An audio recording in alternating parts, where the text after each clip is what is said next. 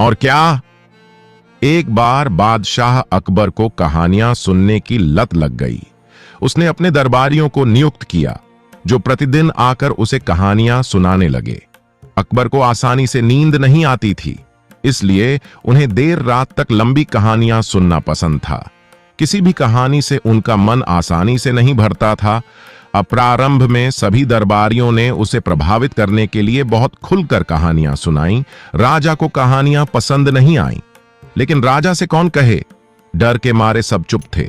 सभी लोग बस उस दिन का इंतजार कर रहे थे जब राजा की कहानियों से रुचि खत्म हो जाएगी और उन्हें इस परेशानी से मुक्ति मिल जाएगी। एक दिन कहानी सुनाने की बारी बीरबल की थी। वह बादशाह अकबर के कमरे में गया और कहानी सुनाने लगा।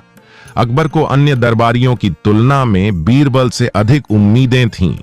बीरबल ने अकबर को कई छोटी छोटी कहानियां सुनाईं, लेकिन अकबर संतुष्ट नहीं हुए। अकबर ने बीरबल से कहा, बीरबल, तुम हमारे सभी दरबारियों में सबसे बुद्धिमान हो। आप हमें एक लंबी और अनोखी कहानी सुनाएंगे जो मैंने कभी नहीं सुनी है। राजा की आज्ञा का पालन करना बीरबल का कर्तव्य था। हाँ, जहां अपना। बीरबल ने कहानी सुनानी शुरू की। अकबर भी बड़े ध्यान से कहानी सुनने लगा।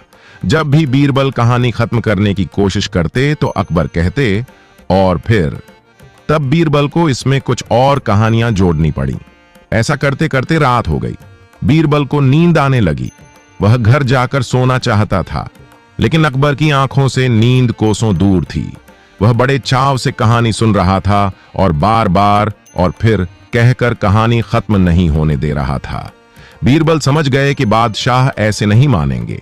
उसे कुछ ऐसा करना होगा कि वह खुद ही उसे वहां से भगा दे।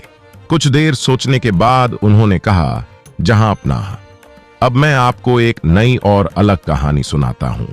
निश्चिंत रहें, आपने ऐसी कहानी पहले कभी नहीं सुनी होगी। अकबर की जिज्ञासा बढ़ गई। बीरबल ने कहानी सुनाना शुरू किया। एक बार की बात है, एक गांव में एक किसान रहता था।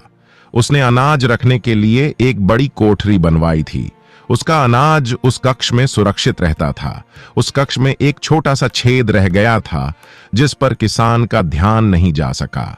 एक दिन एक पक्षी उस छेद के माध्यम से कक्ष में प्रवेश किया, अनाज का एक दाना लिया और तेजी से उसी छेद से उड़ गया। और फिर अकबर ने उत्सुकता से कहा।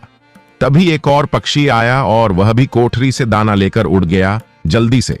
बीरबल ने कहा। और फिर अकबर ने फिर पूछा। तभी तीसरा पक्षी आया और वह भी कोठरी से दाना लेकर उड़ गया। बीरबल ने कहा। अब जब भी अकबर कहते और फिर, बीरबल कहते, और फिर एक और पक्षी आया और दाना लेकर उड़ गया। फुर्र। अकबर को, और क्या, और क्या, और बीरबल को, फुर्र फुर्र कहते हुए काफी समय बीत गया। कहानी फुर्र से आगे नहीं बढ़ रही थी। आखिरकार अकबर ने चिढ़कर कहा, क्या उपद्रव है? फुर्र लग रहा है? आगे की कहानी बताओ। जहां अपना, आप इससे तंग आ चुके हैं। कमरे के चारों ओर लाखों पक्षी एकत्र हो गए हैं। वे सभी एक एक करके कमरे के अंदर जाएंगे और अनाज लेकर उड़ जाएंगे, जैसा आपने कहा। कहानी बहुत लंबी और अलग है। फुर्र फुर्र सुनकर अकबर पहले से ही बहुत चिढ़ गया था। बीरबल की यह बात सुनकर उनका गुस्सा बढ़ गया और चिल्लाकर बोले, कैसी बेतुकी कहानी सुना रहे हो? ऐसी कहानी मत कहो। चलो यहां से भाग जाओ, हम सोना चाहते हैं।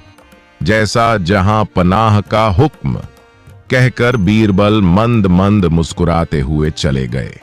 सीखना, किसी भी प्रकार की परेशानी हो, समझदारी से काम लेंगे तो समाधान मिल जाएगा।